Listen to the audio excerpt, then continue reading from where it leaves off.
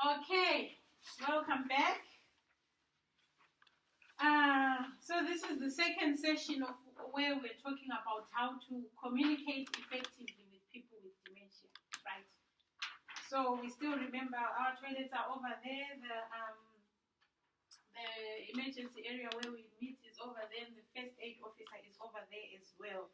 So please do feel free to comment anytime. Do feel free to talk anytime, but obviously we give each other a chance, right? So maybe just to recap, we spoke about what dementia is, right? We said that it is not one specific disease, but it is a collection of symptoms, right?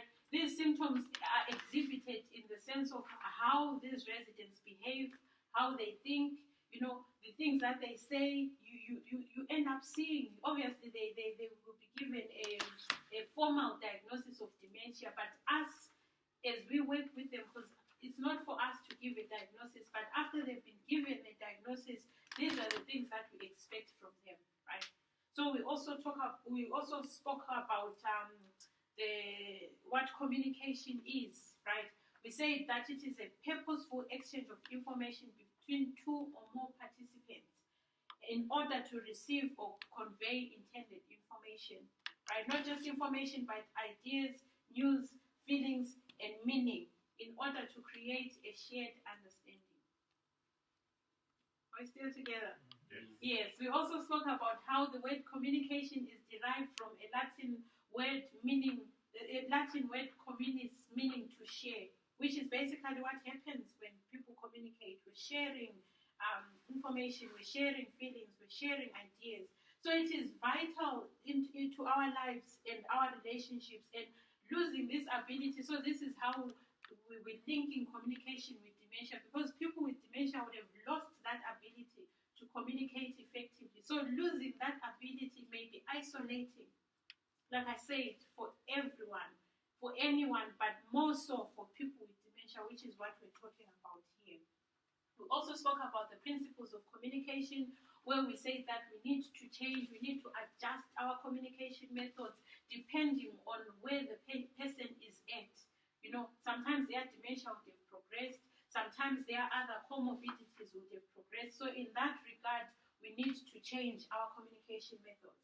We also need to continue to reassure them, continue to validate them, because can you imagine what it is to wake up not knowing who you are, not knowing where you are, why you're there, right? Because for most of these people, really, they need orientation to time, they need orientation to place, they need orientation to person.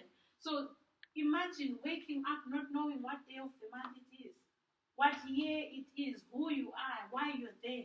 So we need to continuously validate them, ensure that we tell them they matter, we treat them the way that we would like to be treated. We also just summarized what communication difficulties we find in people with dementia, and how we need to identify them, And once they are identified, they are written in the care plan. So for someone who's new, comes into the facility, they don't know how to deal with this person, all these things are written in the care plan. So you come into a facility, you want to know what they eat, read the care plan. You want to know how they eat this, go to the care plan. You want to know what they do after they've eaten, whether they sit there in the lounge or they go back to their room, go to the care plan. So you want to find out whether they have dementia or not, it's in the care plan. How you're supposed to communicate with them, whether they wear glasses, whether they wear hearing aids, whether they can talk back, not talk back as in being rude, but whether they can respond back, you find that in the care plan, right? So even for people that are bedridden, they can't talk, they can't do anything, you walk into the room, you still say something to them, right? This is why we spoke about, when we're talking about one of the principles of communication, where we say you have to adjust. So you walk into a room, this person is no longer able to speak at all. Yes, they have a diagnosis of dementia. You just don't walk into their room and do whatever you do. Imagine if someone just walked into your house, did whatever they did, opened the blinds, opened your wardrobe, got your clothes, suddenly they're showering you. How would you feel? So you walk into a room, knock gently. Good morning, Mrs. Smith. How are you doing? How was your night? Okay, this is what I'm going to do. Tell them what you're going to do. Okay, maybe let's open the blinds. You read again what they think about opening those blinds, right? Or read their expressions. Maybe say to them, okay, I'm going to run your bath now. Make sure you get ready. Try and get you ready for your shower. Read their expressions. As you read their expressions, this is where you see whether maybe they're not ready for a shower today, maybe they are not feeling well at all, So as you look at them, this is the time for you to read all those things. And this is where you then make a decision, okay, if they're not feeling well or if they're in pain, maybe it's time for me to get the registered nurse to do something for them. The other point that I forgot to mention is that in communicating, this is where we're able to read, like what Kadisane said, this is how we're able to read other things from them. Because as they communicate with us, they are not just telling us, okay, I want to go shopping, I want to do this, or can I go to bed? They are also telling us I'm in pain. How will they tell us they're in pain? We need to read, their facial expressions in order to determine whether they're in pain or not. We need to read their facial expressions to determine how bad the pain is, right? Because for an ordinary, everyday person, for me to find out how bad the pain is, whether it's just a headache or it's a migraine, I'm saying to them, on a scale of 1 to 10, 1 is the pain level that you're feeling, and they say, oh, I think it's 5, or I think it's 7. I give them a painkiller. I come back again and say, on a scale of 1 to 10, what do you think? They say, oh, I think it's 2 now. But what about a person that does not communicate? So this is not really for carers, but yes, you can read that they're in pain when you go in to attend to them. But for the registered nurse, again, this is where you read the non-verbal. After you can then assess, after you've given them something for pain, whether they feel better. Because they won't tell you that I feel better. They won't tell you, I still feel, the pain hasn't gone. You gave me Panadol, the pain hasn't gone. So how will you know to give them something more? So you need to read their non-verbal, right? I just wanted to add on that one. Yes. Mm-hmm. Please let me know if I'm sort of getting out of tangent. Mm-hmm. One thing that I've sort of observed or understood is that as we communicate, the way we communicate gets us closer to that person and we understand how they communicate more. What I'm trying to say is it makes them open up because you've established a good rapport through communication, and then you tend to understand more of their verbal language. Because what happens is if they're closed up when you're first new to them, they cannot tell everything, and they can say yes to everything you say. For instance, if you say, are you in pain? Say yes. Are you not in pain? And say yes again. So I'm just saying that maybe communication is very essential on how you start in terms of getting closer to them and understanding them. So the better you start with good and effective communication, the better you get with your time as well. Yeah. So it doesn't matter how good a carer you are, you can give the best wash, you can give the best shower, but if you cannot communicate with them effectively, then you've basically done nothing. Because what you want to do is create that rapport between the two of you, between you and the next person. You want to be able to create that, right? So moving on, we also spoke about what to do when you communicate with someone with dementia. Do you want to just recap? Tell us what you remember or what stood out for you. I think you mentioned one that we really talked to them. We just don't have to strip like a broken radio that's in discord by hammering the same point on and on again. If you feel that they haven't understood anything, it's a way of you trying to change your communication strategy, but at the same time maintaining very good and open and very humble way of communicating. That's probably the most important thing that I can add. Yes. We did mention that, even where you feel you need to repeat yourself, rephrase yourself so that you're still saying the same thing but in a different way. Anybody else? Yeah, approaching them slowly from the front. Mhm. That's important. Yes, yes. Because I've seen people that will turn around and hit, turn around and punch in the face, right? Because most of these people were in the war. You know, you turn around, you hit them, and you know they turn around, they are ready to fight. So that's a very important point as well. Anybody else? Yes. Make eye contact. Uh-huh. Yes. That's Really get their attention. yes. Because sometimes you can just talk without looking at them. You're looking aside. They won't even know you're talking to them. They won't. They will not know you're talking to them. Anybody else? Like as you said, we talk slowly to them and pausing between topics. At least it gives you also a platform to realize that do they understand exactly what you're saying, rather than to just speak continuously and then expect them to react. As we said, these people they're in a condition where they can't really fully express themselves as a normal person. So that sort of like giving the pausing in between topics, you are allowing them to respond, and then you are also reading their feelings as well.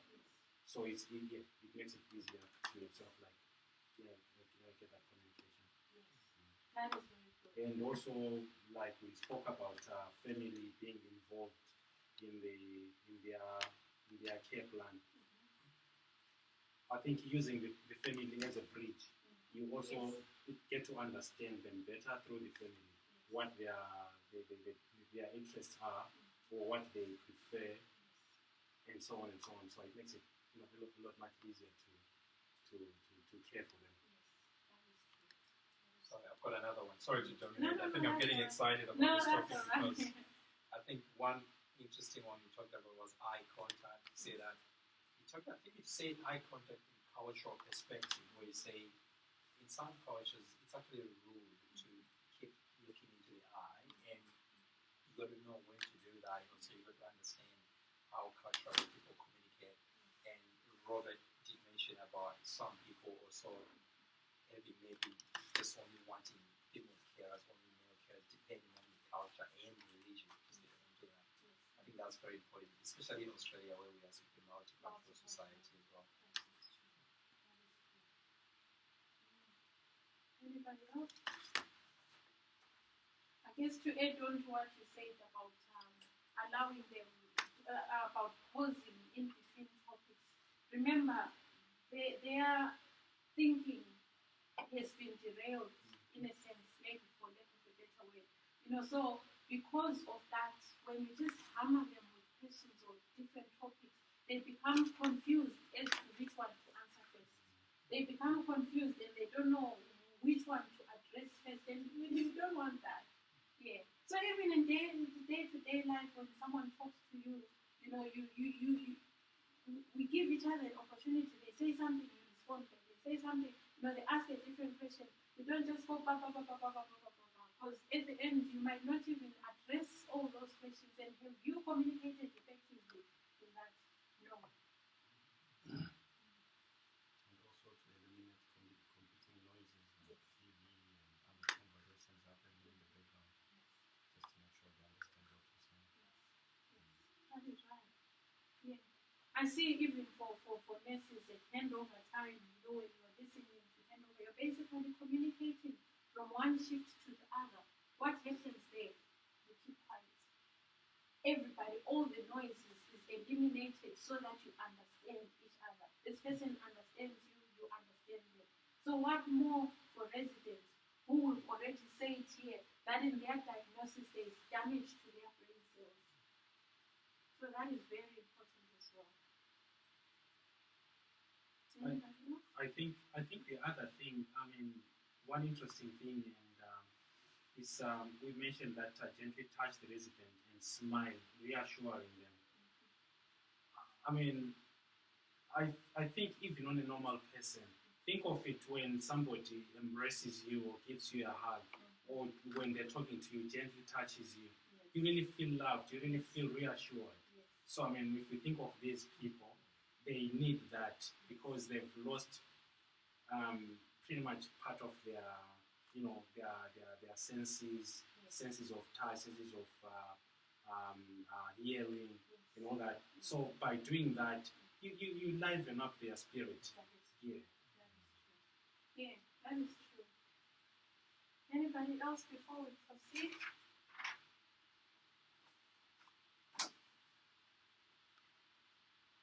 Okay. So in relation to our outcomes there, we addressed all the other three, we all agree. So the last one there was equip learners with factors that are barriers to communication between residents and staff members. So what we want to talk about is what are those things that disturb or make it impossible or hard for effective communication to flow. That is what we want to talk about. I do admit when you're looking at the factors that we've spoken about already, there was a bit of don'ts there, right? There was a bit of don'ts there, but yeah, now we want to even though there was a bit of don'ts there, most of it was what to do, what should we do to enhance, what should we do to facilitate. But now we want to find out what is it that we need to avoid. So here we're going to talk about. The first point is don't argue with them, right? Because when you argue, even in real life, when you argue, this person is talking, this one is talking, this one is talking, there is no effective communication there, right? But when you allow them and you let them, remember their brain cells have been damaged.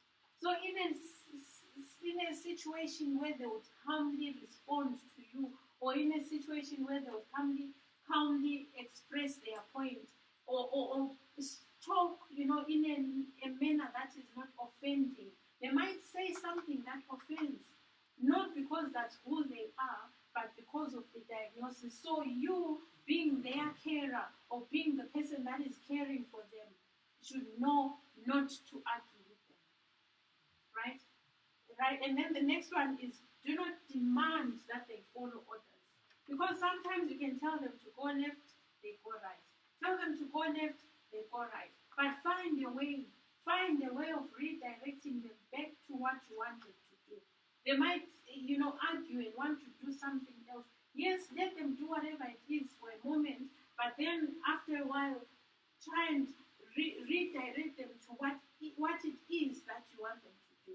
Find a way of, I can never exhaust the measures that you can do in order to redirect them, or in order to turn them around to do it. There are some activities that need to be done. The dressing needs to be done. The catheter needs to be inserted. But don't demand that they follow orders. Find a calm and gentle way of asking them to follow these orders. And then the next point is don't talk without putting their hearing aids on if they own them. We spoke about that, right? Does anyone want to remind me where we spoke about it? Yes, we said you may talk for an hour as much as you have spoken to us. Yes. In this session. Yes. But as long as they don't have hearing aids, you will think these people are ignoring you. Yes. And then you fail to observe a simple instruction of reading their care plan, which is part of their daily needs. Yes. So if they have a hearing aid, you'll find that now they will start responding back to you. Another point where they make sure the hearing aid is on. It's on. There's no point. There's no point. Yes. Yes, and ensure there's batteries in them. Sometimes the people leave them on all night and the battery, is flat, and then in the morning it doesn't work. So ensure that it is on. That is very true. We have some situations like that. And I also did try to establish that your hearing is okay, because in the beginning I spoke to you and you responded. So yeah, you didn't need hearing aids. That's good. So our staff need to be aware of how the older person responds to them, as this may provide feedback. I think we've addressed that one as well. This is why I say that some of my dues covered the don'ts. So we need to be aware of how they respond respond. So it's not us just responding to them, but watching how they respond, as this may provide feedback. I gave an example of the fact that they may not be feeling well. That's the feedback. If they are not well, if we observe how they respond in their non-verbal means, then we're getting a feedback there. If we give them medication and then go and reassess them in an hour, we observe their non-verbal means of communication, that's a feedback. Because the feedback that we might get is the pain has gone or the pain hasn't gone. Right? So the next one is don't talk to them from behind. I guess we spoke about that one. Let's slowly approach them from the front. So don't talk to them from behind. Don't shout. Don't raise your voice. Right? Raise if necessary, but don't shout. Some people walk in and then this person, without even checking that their hearing aids are on, they don't respond. You assume, okay, they can't hear me. You then shout. There is a way of gaining their attention. Raise your voice, but don't shout at them. Because shouting at them can be very confusing. Right? Is there anything that you want to add there? I did sort of, what is you talking about shouting? I did really sort of question myself in my mind to say, if you look at the composition of people that work in nursing homes, they all come from different cultural perspectives, origins, and the way we speak is totally different. I can talk about my own African culture, for instance. We are very loud people, and we believe that the louder you become, you're getting the message across. And in some cultures, you just have to be gentle and nice. People hear you more. If you talk that in some cultures, you're irritating them. And that's one area where I think culture also plays a part in understanding their environment, that these people have to be, like I said, you're educating us right now, like we should be making that noise. So before I start speaking, I know I'm African, I'm loud, so I need to be yeah, that's so true. Yeah, because I guess this is where you're reading the non-verbal and the verbal. If you are shouting, yet you are saying it's time for your meal, it's giving two mixed messages, right? But if you raise your voice, at the same time, maybe you have a smile in your eyes and you're saying it's time for your meal, then that's one message. They can easily understand that, right? So try not to shout. If you need to increase your volume, do raise your voice without shouting. You want to say something? I was going to say, if someone is supposed to go to bed, you can't shout at them. Just to be as quick as possible. Yeah. But we yell to the kids to go to bed. We do that, and you find that you get them excited, and they don't go to bed. They won't sleep. They won't go to bed. We do that, right? Yeah. And then invade their personal space. I had mixed feelings about this one. How do you not invade their personal space yet you want to get close to them? Does someone want to help? Yes, I think it might be a mixture of, it might readdress the culture aspect, Yes. in the sense that when you caring for them, you may ask them, are you comfortable with Yes. me touching you in such an area? I think that's, in a way, you're not invading their space. They're giving you permission to. But then if you just come in and just touch them properly, they might feel you touch them inappropriately, which might probably send a different signal to your job description. Yeah. That is so good. And also, this is where the importance of the non-verbal communication two-way. You can actually tell they are uncomfortable if I'm coming too close to them. So you really have to be watching them as well as you approach them. That feedback that we spoke about. That is good. Yes, and also the other one that I mentioned, is you walk into their room just because they don't talk, you don't just fight you, you're knocking gently, opening the door, good morning, can I come in? You're sort of allowing them to give you that permission to come into their personal space. Right. So don't use demeaning or condescending tone of voice. Yes. So make sure in speaking to them, you are being respectful at the same time. I know, like I've said before, you're giving them an instruction, or let me not call it an instruction, but you're telling them what needs to be done, what they need to do, but they want to do something else. So you still need to maintain that kind of respect where you're not demeaning to them, right? Is there anything else one could say? Also, if we have to understand that these are people with feelings, and the moment you become demeaning or disrespectful, you don't get the result. People become resistive when you're not respecting them.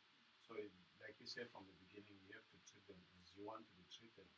So we approach them with respect. And that actually goes into the next point where you talked about if they're adults and you talk to them like a child. That's demeaning and that's condescending as well. Plus, I think a high tone voice might be intimidating, so they might withdraw instead of helping you with information that may help them in the long run. They might hold that back because, and then the other thing that I've realized is as the moment they feel intimidated, you cannot build that relationship. So now your caring the task becomes much more difficult. Yes. That is true. That is true.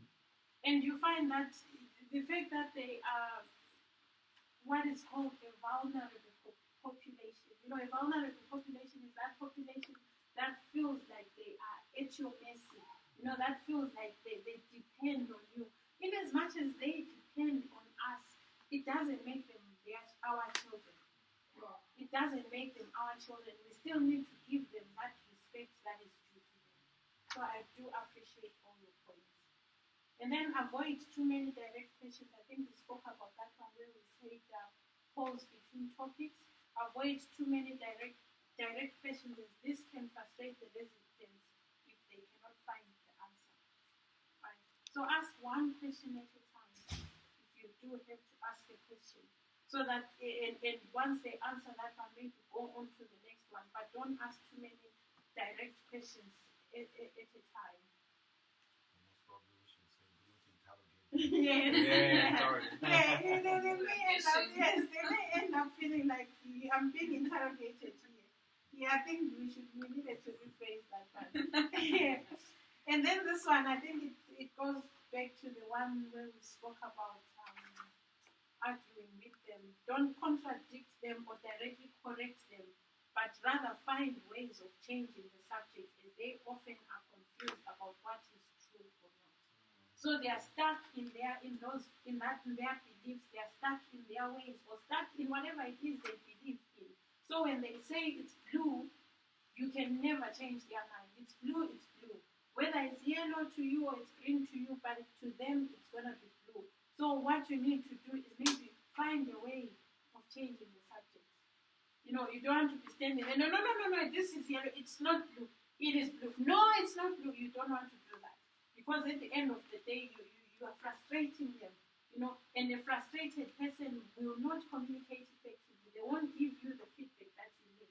They won't allow you to help them because they are feeling intimidated by you, basically.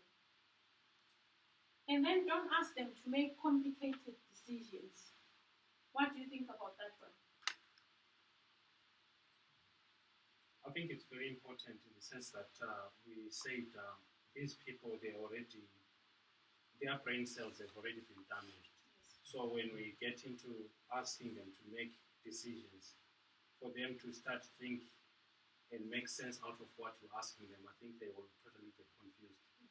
Or they may make decisions, but those decisions will not be valid decisions. Yes. And they will just make decisions just to get out of the situation, or they are unaware that they are making those decisions. Yes. So you may find that tomorrow they might ask you for the same thing after you've agreed. Yes. So Exactly. I guess another example that I can give you in nursing, there is what is called an advanced care directive. An advanced care directive is a directive that you make whilst you are still cognitive, like your thinking capacity and everything is okay. So you make this decision. It's almost like a living will. You make this decision whilst you're still all right, to say that at a time when I'm impaired, when I'm cognitively impaired, if this happens to me, if I fall and fracture my hand, don't send me to the hospital. Don't do this for me. Don't do this for me. So we ask them to make those decisions when they are still okay. And those decisions apply to when they are cognitively impaired, right? So we cannot be asking them to, we can't ask them. So what basically happens is that they sign a legal document which then says, this is the decision that I made, which will apply for when I'm cognitively impaired. But you cannot ask them to sign that document at a time when they have dementia, right? Because you're basically asking them to make complicated decisions. You're saying to them, right now you're fractured, what do you want us to do? Do you want us to send you to the hospital? Do you want us to switch off the light machine? You can't ask them to make such decisions, right? And then the other one is try not to finish sentences for them, but rather use helpful prompts. I guess if you, I know husband and wives normally finish sentences for each other. I think, yeah. I think that is an exception. So we hope that wives, women, we don't have men in the nursing home, all right, because that would be a conflict of interest anyway. So, yeah. So is there anything else you want us to talk about? I mean, in relation to what we've already discussed? Can I comment? Probably put an overall comment in that these do nots or the don'ts, they just apply the same way they apply with even anyone without dementia. That's the first thing that I've already identified with that. And also, the second thing I want to say is, I think maybe I'm concluding, but I'm not, because I'm not. I think this has been an eye-opener, especially to me, because I've been living in this perfect world where I'm not even exposed to someone with any type of condition. I only go in if I go to the hospital. It's like I'm in the hospital or I'm passing through and I've seen something. But you guys are always full-time. And this information, to be honest, is really, really important to me as a person as well. It makes me think. And thank you very much for that. I appreciate it. Maybe just to recap before we finish, we spoke about what dementia is and how it affects the way we behave, right? And we also spoke about what communication is, where we end up at the end of the day, we want to have a shared understanding of the feelings, ideas, and everything else, right? And we spoke about the principles of communication, which are the main points that I'm trying to recap on, where we need to adjust our communication methods in relation to the progression of dementia or any other comorbidities. And then we want to continue to reassure and revalidate the people that are under our care. We want to be consistent. Our non-verbal and our verbal communication methods need to be consistent. We don't want to send a different message by our non-verbal, yet the verbal is saying something different, right? And we also spoke about what to do when you're dealing with someone with dementia, so that your communication is effective. We pointed out on different things that you guys have already spoken about. Creating, making sure there's eye contact, approaching them slowly. Making sure there's no competing noises and stuff like that. And also being aware of the cultural differences and the differences in our language, our linguistic background. We also spoke about how touch is important. It makes them feel loved. It makes them feel secure. It's not intimidating for as long as it's not, a harsh physical touch. And in the second session, we spoke about what not to do. That we shouldn't argue with those people. We shouldn't invade their personal space without asking for permission. We really should, because I was looking at it and I was thinking, how do you come up close and attend to them? Because that's basically what caring is all about. You're in there, but how do you come there without invading their personal space? And Robert said there that you ask information for permission from them. You're talking, you're reading their non-verbal, to see whether they want you there or they're feeling uncomfortable. And, not asking them too many direct questions, as that may be confusing for them. And last but not least, I guess that was a lesson for me that wives don't finish sentences for your husband, which is another important point as well. So I think we've come to the end of our session. And are there any more questions before we close? Just something to add. I think the main thing there is to respect. Yes. Just respect for the other person. Yes, that is good. Basically, like you say, this, even though this has been narrowed down to address dementia, it's addressing the life that we live in. It's addressing how we do life. We want to be respected. We want someone to talk to us and validate us, reassure us, not invade our personal space. It's basically talking to how we need to do life with each other every day. Okay, so I'm going to submit in your attendance form so that you guys get paid for the learning session for today. But I just want to thank you very much for attending this, right? And I'm not sure what is on the outline for our next session, but I'm sure you'll be notified as to what is next. And if you're interested, I guess we'll be meeting in the next session. Before we conclude, I just have feedback forms that I would like you to complete. So just complete them in whatever way. Feel free to say whatever you want to say in those ones. You don't have to say she was perfect. I am, but just complete them, and I think we've come to the end of our session today. Thank you very much. Thank you.